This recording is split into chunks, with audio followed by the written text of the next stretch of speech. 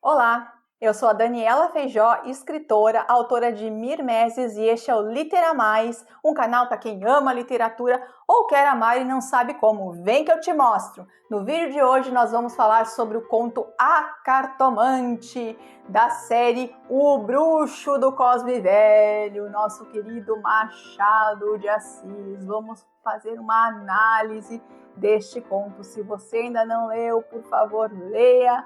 E a gente vai conversar aqui sobre o conto, né? Então, vamos pensar aqui numa carta, vamos tirar uma carta para esse vídeo, né? A carta é a Torre, as nossas ilusões, as ilusões que nós mesmos construímos baseado em falsos alicerces, e quando cai, meus amigos, aquilo é um Deus nos acuda. Mas vocês sabem quem é a verdadeira cartomante deste conto? Quem será? Será que é a nossa cartomante mesmo? Vamos ver. Eu acho que não é bem a nossa cartomante. Eu acho que é um bruxo que joga a história para frente, para trás, para o meio. Vejamos. O conto abre com a citação de Hamlet, que há mais coisas entre o céu e a terra, né? Observa Horácio, do que sonha a nossa vã filosofia, né?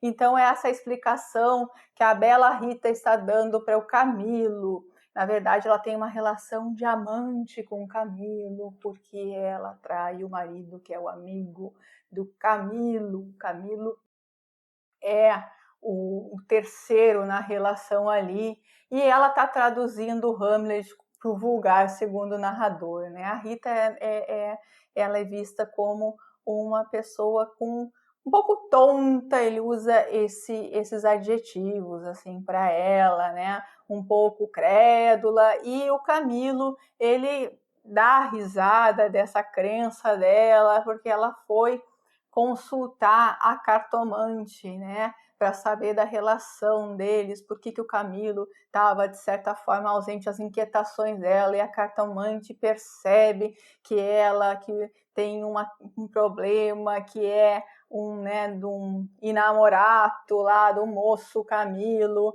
e ela tranquiliza a Rita, e a Rita fica apaziguada com o comentário que a cartomante faz, e coloca isso para Camilo. O Camilo fica bastante vaidoso por estar a amante se expondo às cartomantes, correndo às cartomantes, né, para saber dele, e ele se coloca com uma personalidade ali que não crê naquilo ali, teve bastante superstições quando era mais moço. Ele tem ali seus 25, 26 anos, mais ou menos. A Rita é um pouco... O marido da Rita, o Vilela, tem uns 27, a Rita está por volta dos 30. Ela é um pouco mais velha do que os dois ali. Daí eles mostram por que aquela situação está ocorrendo. Então, o Machado de Assis vai voltar, vai fazer um retorno e vai explicar como é que se deu essa relação.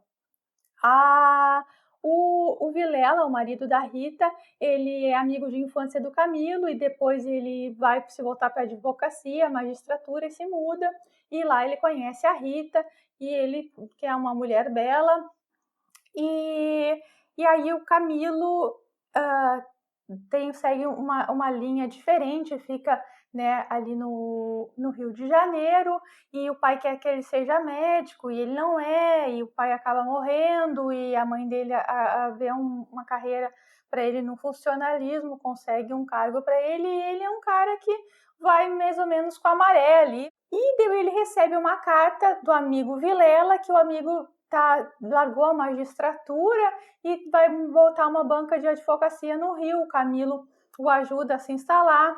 Quando ele encontra a esposa do Vilela, a Rita, ele percebe que não desmente as cartas do amigo, né? Que ele louva a beleza da esposa, né?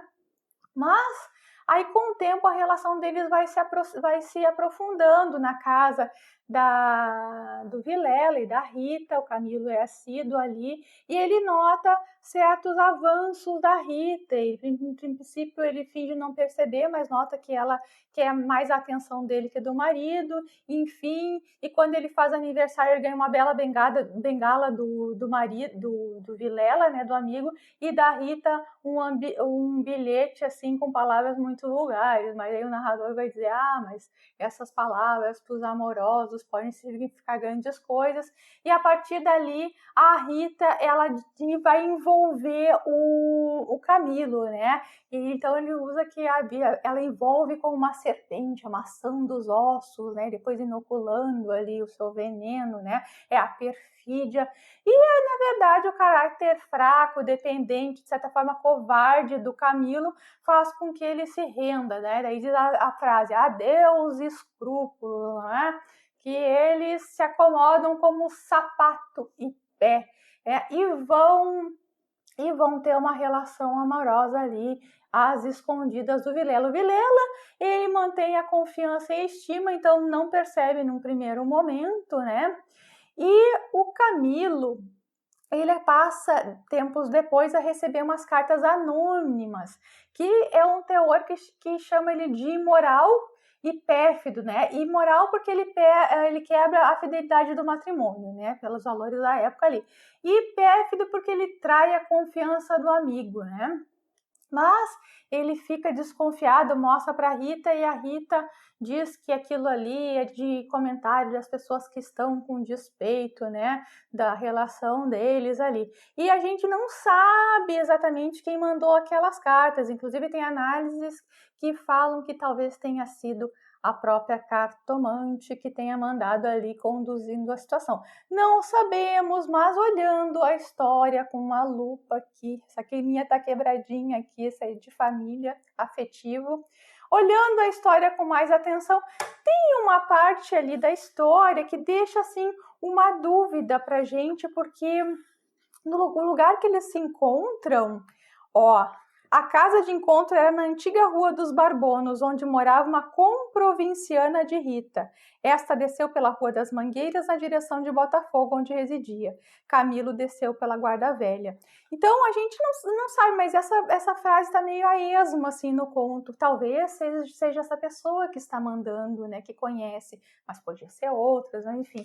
Mas essa frase aqui, ela é bem solta no conto, mas a gente sabe que o Machado de Assis não gosta de deixar as coisas muito soltas, né? Como um bom costureiro, mais do que costureiro, um bom estilista, ele coloca alguns elementos ali que dão pano para a gente desconfiar e chegar às nossas conclusões. Então, só que com o tempo o Vilela vai se tornando sombrio e desconfiado. E a Rita disse: olha, se chegar alguma carta lá em casa, eu intercepto, eu comparo a letra com essas. E acontece que ela não intercepta nenhuma outra. Até que um certo dia, o Camilo recebe na repartição onde ele trabalha uma carta de Vilela: vem já à minha casa.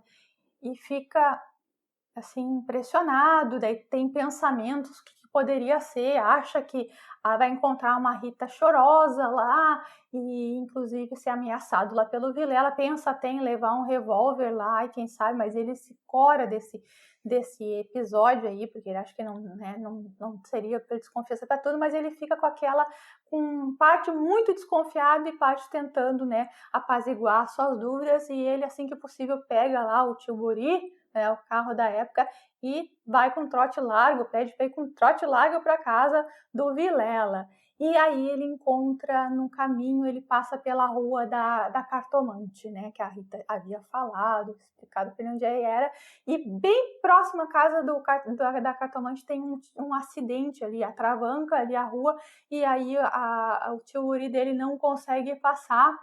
Enquanto ele está esperando, ele vê aquela casa da cartomante, fica naquela dúvida, mas enfim, pede para o cocheiro esperar e entra na cartomante. Assim, aí ele sobe umas escadas, é tudo sombrio, a cartomante ela coloca ele voltado para a janela, que ela consegue vê-lo na luz, enquanto ela fica na escuridão. Tem todo esse jogo. Ela tem olhos sonsos e agudos, né? Agudos porque ela tá ali sondando, né? Ver como é que ele chega. Daí ela diz: o senhor tem um grande susto. Dele né? Então ele já vai dando indícios, assim como Rita deu indícios para ela do que seria o objeto da consulta ali. E acaba que ela o tranquiliza, disse que o amor entre ele e essa mulher é muito lindo, é muito invejado, e que ele não poderia ficar descansado porque o terceiro não sabe de nada. E aí ele paga mais dinheiro para ela do que a consulta, porque ele nem sabe o valor, mas ele dá uma nota para ela bem maior, 10 mil réis, enquanto a consulta é 2 mil réis. Ela fica bem feliz. E ela diz, ela é italiana, ela diz: "Va ragazzo innamorato", né? Moço, né, enamorado, e sai cantando enquanto, né, ela tá descendo as escadas, uma barcarola, né? Uma barcarola é uma canção ali dos vaqueiros de Veneza, geralmente a canção amorosa. Mas, ao mesmo tempo, gente, tem que lembrar que quem conduz na mitologia para o inferno são barqueiros, né? Então, a gente tem assim, no final ali mais do conto, né? Ele sai da casa da cartomante muito feliz, ó. Ela canta a barcarola da despedida. E ele vai pensando nesse caminho, nessa canção, né? E aí ele olha para o mar, estende os olhos para fora, até onde a água e o céu dão um abraço infinito, e teve assim uma sensação de futuro longo, longo, longo, interminável, né?